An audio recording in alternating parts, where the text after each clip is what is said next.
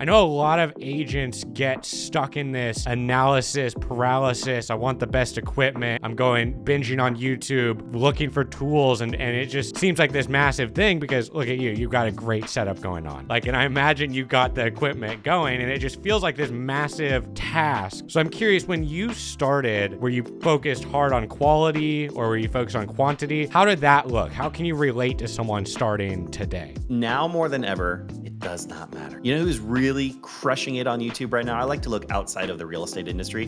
Sam Sulek. Oh, yeah. You guys know Sam Sulek? He's just this gym bro. He's just such a genuinely cool guy. You just want to hang out with him. And what he does is he films himself on like some crappy little camera and he's just recording himself for like 2 hours while he goes to the gym and eats in bulks at home. And he is getting insane views on YouTube, and all these different people are stripping down his long videos into short form content and putting on Instagram. And it's really fun to see. I think there is a huge hunger from people to just want to see genuine people, but it's also always been true. The information and the way that you deliver it is always going to be way more important than how nice it looks. Always, 100% of the time. And so when you're making a good video, the things you need to focus on are start with make a thumbnail and a title that make people want to click on the video. Nothing else matters if you can't figure out this first step. In fact, Mr. Beast was interviewed. He was asked if someone wants to get started on YouTube today, what's the best advice for them to like make the best videos? And he said, don't even pick up a camera. Don't hit that red record button until you've made 100 thumbnails. That's how important it is. You just have to get in the mind of the consumer. On YouTube, what you're trying to do is someone searches YouTube, they go into YouTube and they go in there for a reason. There's a specific video in mind or a specific creator in mind. So they go to YouTube to go search for that creator. However, they get there and there's like 12 different video thumbnails on their home screen. And one of them is just so enticing, they totally forget why they went to YouTube in the first place. So they click on that video and they watch a video and they like that video.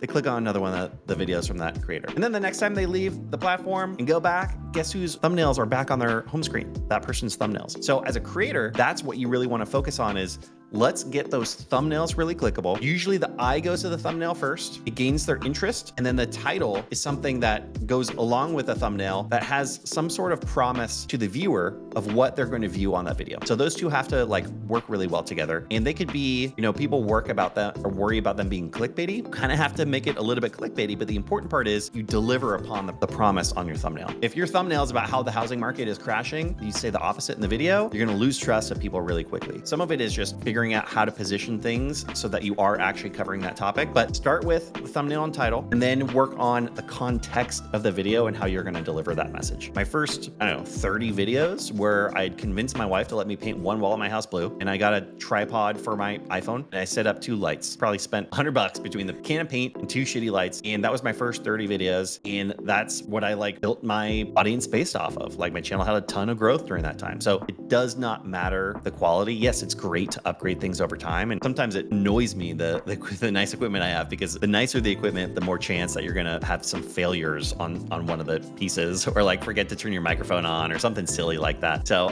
yeah, don't overdo it with all the costs. Like you don't need a video. You do not need a videographer. Just set something up simple in your house, do some talking head videos, go out and get some B-roll in the area that you're talking about, and you can crush it with that. I'm glad you said this because I tell people this all the time for Instagram. Don't put out content if you can't easily execute it or it's easily repeatable. The harder you make the first piece of content, and most of the time, like you said, you're not seeing results for 6-10 months in your case. If you make it a huge, involved, expensive process, it's all the more likely that you quit at month 2. Week 2. Hey everyone, Luca from Actually Agents here. Just wanted to take a quick second to bring your attention to an amazing opportunity we've secured for the Actually Agents community through our partnership with BAM.